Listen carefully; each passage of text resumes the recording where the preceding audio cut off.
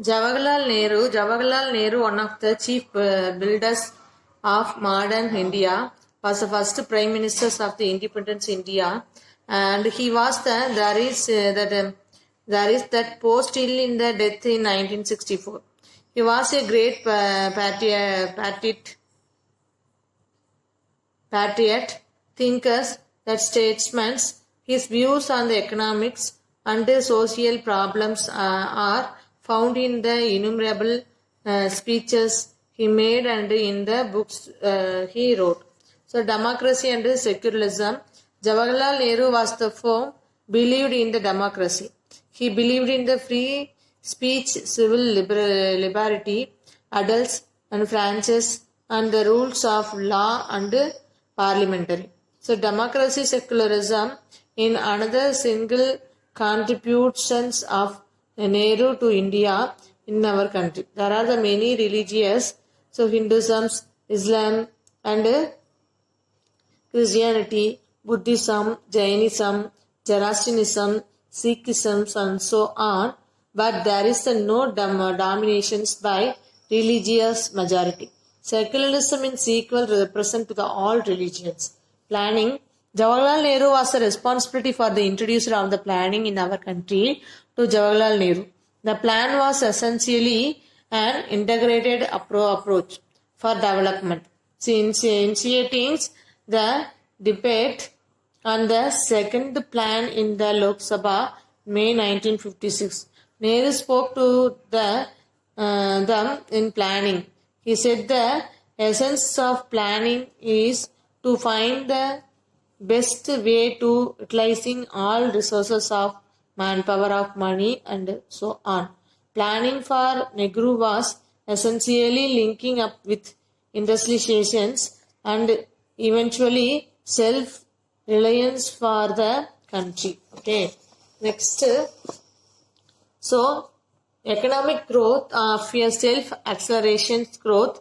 So, Nehru carried through this basic strategy of planned development. Nehru's contributions to the advancement of science, research, technology and industrial development cannot be forgotten. So, it was during his period, it is IITs and researchers institutions were established. He always inside the scientific temple. So, democratical socialism. Socialism is another contributions of Nehru to India. He put the countries on the road towards the socialism patterns of society. But Nehru's socialism is democratical socialism. Dr. Ambedkar, B.R. Ambedkar. B.R. Ambedkar is 1891 to 1956. So was the virtual personality. He was the archient of the Indian constitutions, custodians of social justice and champions of socialism and state planning. Ambedkar write the including ancient Indian commerce. This submitted the Columbian University for the award of Master of Arts degree in 1950. National Dividend of India, the historical of the analytical study, this which he was awarded PhD. This was published as the evaluations of provincial finance in British India, a study of the provincial decentralizations of the imperial finance. So Ambedkar's these on provincials decentralizations of imperial finance in British India was accepted for the MSc degree in 1921, and this the problems of the rupee was accepted for the award of this DSc degree by the London School of Economics in 1923. It was a miracle of RBI was conceptualized as per the guidelines presented the Ambedkar into the book. The problem of the rupee, it is urgent to the solutions. The main economical idea to the Ambedkar may be studied under the 4 broad heading. Financial economy. So much of the work done by Ambedkar during his stay, about mostly during the period 1930 to 23, was the field of financial economy. Ambedkar divided in the evaluations of the provincial finance into the 3 stages. First of all, budget by the assignment 71 to 72, 86 to 1876 to 77, budget by the assignment revenue 77 to 78, 81 to 82, and the budget by the shared revenues 82 to 83, 1922 to 21.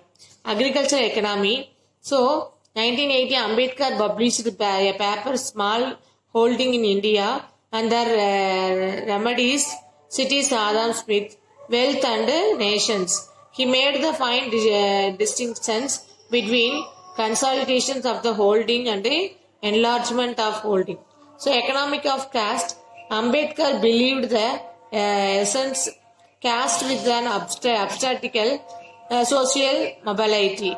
So, resulting in social satisfaction, he was of the firm view the individuals must be free to change their occupations. Moreover, the caste system caused social tensions. The caste system has resulting the absence of the social democratical in India, distant from the political democracy.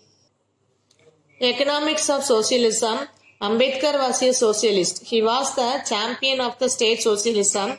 He advocated the nationalization of the all key industries and suggested state ownership of land and collectively farming. He was for state monopoly of insurance business.